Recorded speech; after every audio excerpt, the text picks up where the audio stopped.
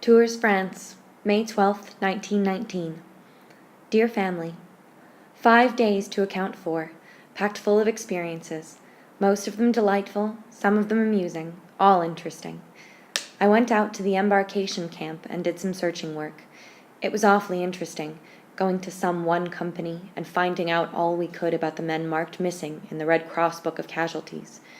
Heaps of the men were back with their company long since, others were back in the States.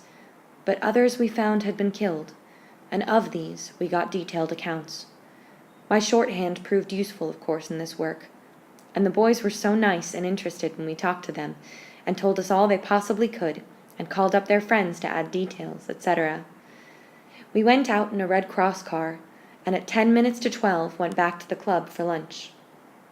The next day, George told me he would be on the dock at 8 o'clock to load the troops, and would meet me at the Red Cross canteen. So I got up early and went down with the 8 o'clock shift of canteeners. And then the troops came aboard. The thing that impressed me most was their silence. It was as if the idea of going home was too big for expression. They all looked everlastingly serious, carrying their nice new Red Cross comfort bags and a pair of socks filled with nonsense hanging around their necks, and their great packs on their backs, and their helmets and their souvenirs.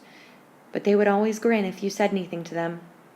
I asked the colonel if there were orders against talking or cheering, and he said no, but it was a pretty thrilling thing to put your foot on the boat that was to take you home. I caught a 2 o'clock train and had lots more adventures on the way home, but these I shall leave for another letter, as I must stop and do some real work. Heaps and heaps of love, Hilda.